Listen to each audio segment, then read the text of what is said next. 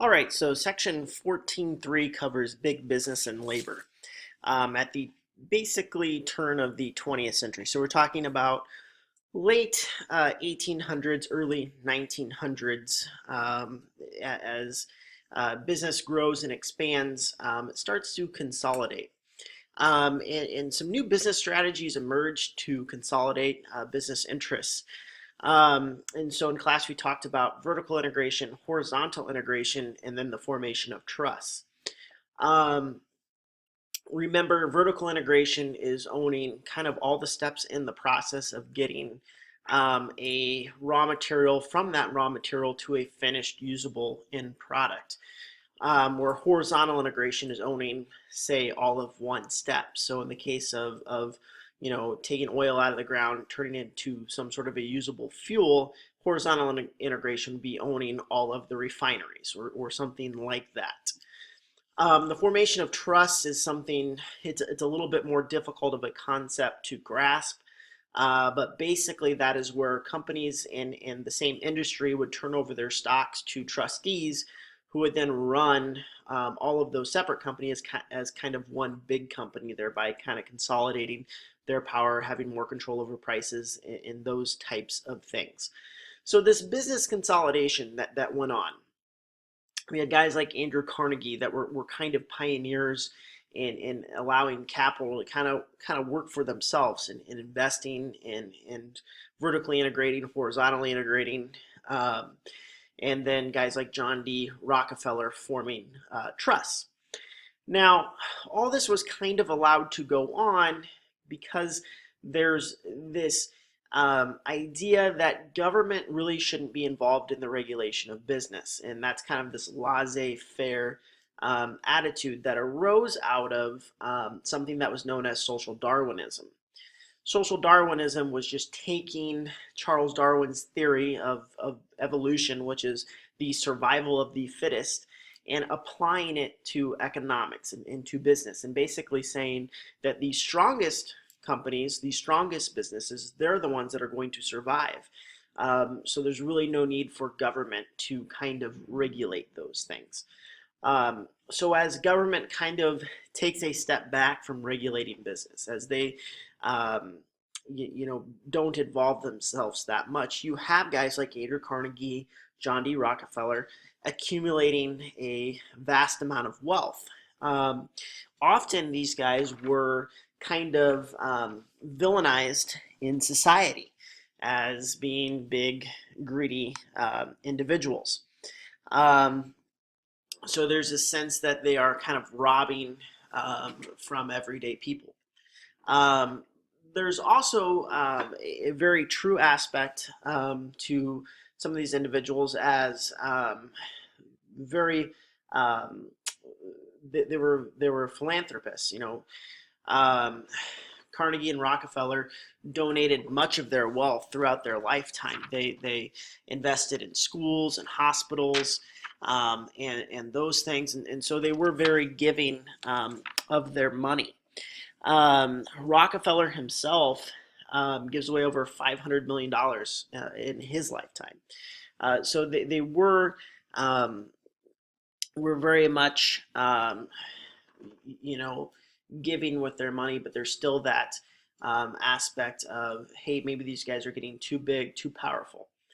At some point, the United States government does try to step in and say, we need to limit some of these companies and becoming so big. And what they targeted were trusts. And they, with the help of some influential congressmen in 1890, they passed the Sherman Antitrust Act.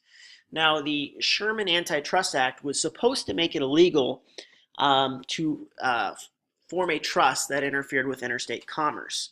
So basically outline these big trusts that these groups would form. The problem with the anti-Sherman or with the Sherman Antitrust Act is that when they wrote the law, they were not specific about what a trust was. And so when they weren't specific about what a trust was, that led many um, trusts or many cases that were brought before the courts under the Sherman Antitrust Act to be dismissed rather easily. Because again, they weren't defining kind of what a trust was. It was easy for those companies to kind of reorganize as a single as the many single corporations. So we have all this going on. Something that's not really on this graphic here. This industrialization should be noted, though, that is happening in the north. It by and large bypasses the south because the south is still mainly recovering from the Civil War. It's also just largely agricultural in nature anyway. So we got to think of these as dual things going on. On the one hand, we have businesses consolidating, becoming much more powerful. On the other hand, we kind of have the same thing going on with unions. Labor unions begin to emerge during this period in response to some very real concerns by the workers. There were very long hours. As we talked about in class, they were often were required to work 7 days a week, 12 hours a day, which is much different than our standard workday today. Many of the working conditions were hazardous. We're talking about factories that aren't clean, they're unsanitary, but also full of dangerous machinery with all kinds of things that could kill you around every corner. Combine this with low wages, and workers aren't really doing too well. I mean, wages were so low that oftentimes, the entire member or all the members of a family would have to work, including children, which again isn't a good thing usually. So we have some early attempts at organizing labor, and again, labor unions aren't necessarily something that's a new concept. They've been around since the 1700s, but those were local. It wasn't on a large scale. So the first large scale labor union we have is the National Labor Union. Now, again, at this point we have to point out in our history that you had to be a white man to be part of this National Labor Union. So we have a dual organization that still advocates for much of the same things, better pay, shorter hours, those types of things being formed, and that's the Colored National Labor Union, or the CNLU. As the labor movement grows and gets bigger, it diversifies, and we have two major types of unions that begin to kind of gain their influence under some influential leaders. The first is craft unionism. Craft unionism involves only skilled workers. It could be from a variety of industries, but you're looking at skilled workers. That's a craft union. Samuel Gompers is the influential leader in the craft union movement. He was in charge of the cigar makers union, and along with some other unions, he gets together and forms the American Federation of Labor. What Samuel Gompers focused on was collective bargaining, or this idea that you're gaining more power as workers if you unite together and bargain as a whole with management. When they did not get what they wanted with collective bargaining, Samuel Gompers and the American Federation of Labor would often go on strike. And these strikes were somewhat mildly successful. They negotiated shorter work weeks, and they negotiated for better pay. And so Samuel Gompers is somewhat successful in that. Industrial unions were a second type of union, and probably have a little bit stronger of a leader in Eugene V. Debs. Industrial unions involved skilled and unskilled workers in a specific industry. Eugene V. Debs is a self-proclaimed socialist. He actually runs for president of the for the Socialist Party more than once, and so again, they are looking for the better working pay, better hours, better conditions, those types of things.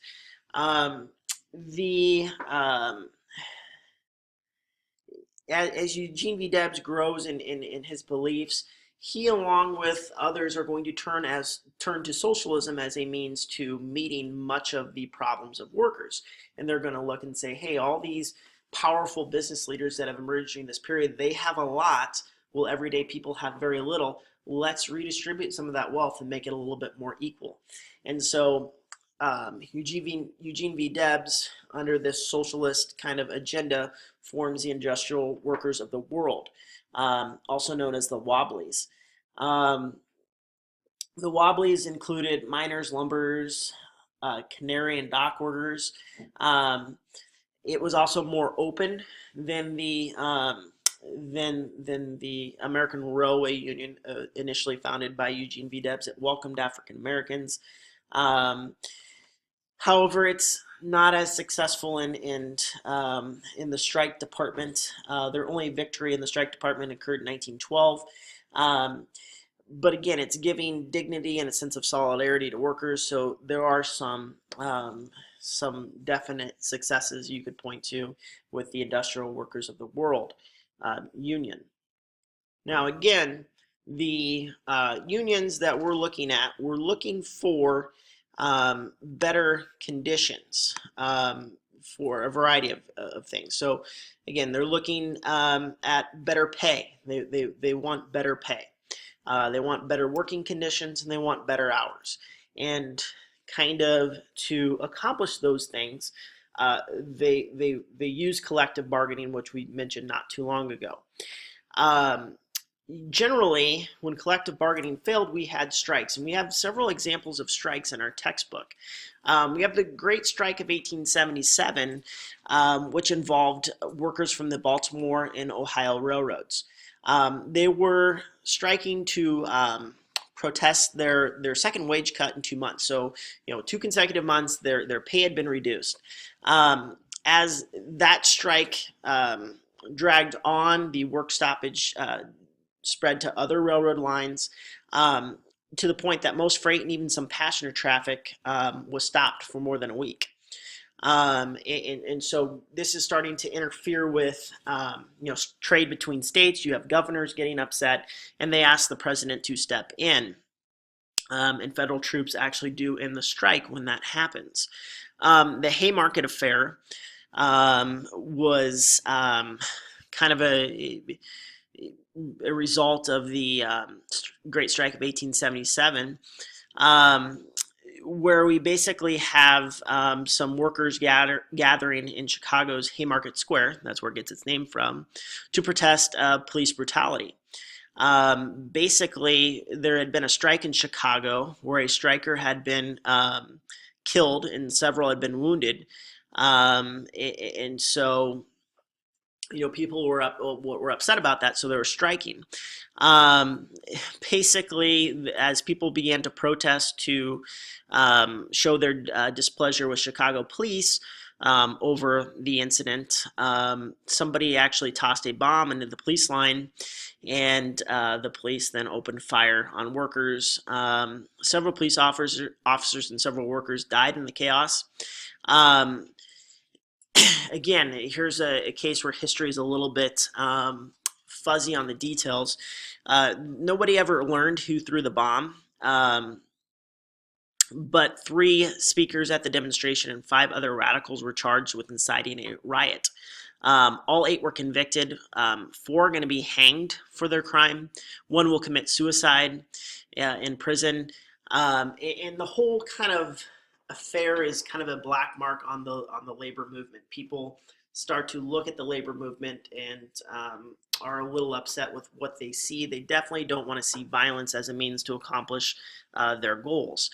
The Homestead strike was kind of the next significant strike. And so despite the violence and rising public anger, workers are going to continue to strike.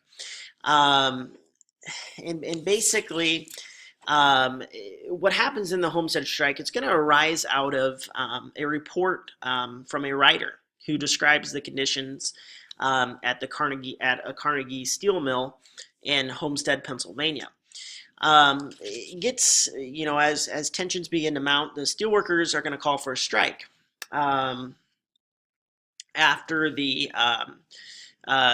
company president announced a wage cut at the strike. Um, the, um, the steel mill manager, or the company manager, actually hired armed guards from the Pinkerton Detective Agency to protect the plant. So he could hire what in labor is known as scabs, or people to come in and work while the workers are out on strike, so his plant could keep operating. Um, and so what happens from that is that you have a bit of a skirmish in which three detectives and 9 workers are dead. Steelworkers are forced out of the Pinkertons, or steelworkers forced out the Pinkertons or the defense force, and they keep the plant closed until the Pennsylvania National Guard arrives. The strike kind of drags on, but by the time that it dragged on for so long that the uh, the the public support and a lot of union support had fallen for the strike, and they eventually gave in to the company. So again, another kind of black mark. And then we have the Pullman Company strike. Again, the Pullman Company is something we've talked about before. But when the Panic of 1893 rolled around, the Pullman Company laid off a lot of workers. Again, that the Panic of 1893 involved railroads going bankrupt, and the Pullman Company makes railroad cars. And so, when the railroads are having problems, the Pullman Company is going to have problems. They laid off workers. Um, they also, the workers that remain, they cut their wages by a quarter to 50%. Without, and here's where Pullman got himself in a little bit of trouble. He cut those wages without reducing the housing costs. Remember, people lived in housing that was provided by the Pullman Company, and so the workers went on strike.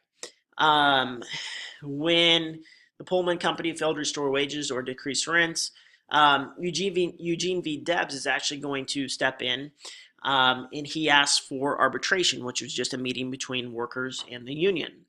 The Pullman Company refused to negotiate with any of the strikers, and so the American Railway Union, which again was headed by Eugene V. Debs, began to boycott Pullman trains. The Pullman Company then in turn hires strike breakers, which lead the strike to turn violent, to the point that the president, Grover Cleveland, is going to send in federal troops to break up the strike. In kind of the aftermath, like we mentioned in class, Eugene G. Debs does end up going to prison for his role in the matter.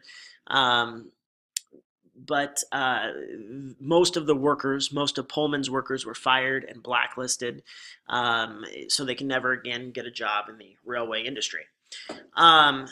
We also have women starting to become more involved in the labor movement. We talked about how many women were barred from joining unions.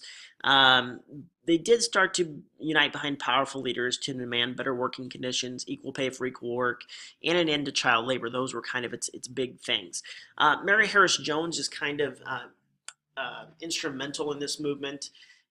She will actually lead a march of children who had been horribly maimed in industrial accidents to Theodore Roosevelt's house, the president, and to kind of get him to see kind of what child labor was doing to the nation's children. She's actually very successful. Theodore Roosevelt will pass several laws aimed at curbing child labor during his presidency. There's also the Triangle Shirtwaist Factory fire that starts to get the public back on board with getting better working conditions. Basically, the Triangle Shirtwaist Factory was in a 10-story building in New York City. Basically, the factory owners were concerned, but about theft and about workers taking breaks, and so they locked all the doors of the factory except for basically the front door. Um, Basically, the building starts on fire, and we're talking about buildings that don't have sprinkler systems.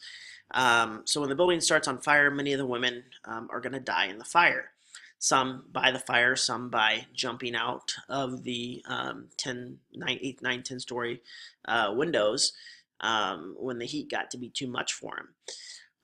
And so again, this just kind of just the gets the public riled up about conditions in factories, and also about how they feel factory owners and the government are treating people unfairly, because the owners of the factory are actually put on trial and acquitted. So it leads to people being upset about working conditions. But again, in general, when we look at the government and industrialists, they see collective bargaining as a threat. So government industrialists see collective bargaining as a threat, and they want to try to end unions for the most part. They don't like unions. So employers, they're going to forbid union meetings oftentimes. They're going to fire union members, and they're going to force employees to sign yellow dog contracts, or contracts that say they won't join a union. They're also going to use the Sherman Antitrust Act as a means to get the courts to side on their side. So it's kind of interesting here. The Sherman Antitrust Act was not used to enforce its intended purpose, which was the formation of trusts, but they did use it here on this hand to enforce the Sherman Antitrust Act, basically saying that if the labor action, if the strike somehow impeded interstate commerce, then they couldn't do it, and oftentimes courts would enter an injunction on the company's behalf and not allow the workers to strike. So again, we have union membership on the increase, and they are fighting. They're going to make gains, and we're going to see over the next 20 years or so, there are going to be a lot of gains being made as more of these things come to light.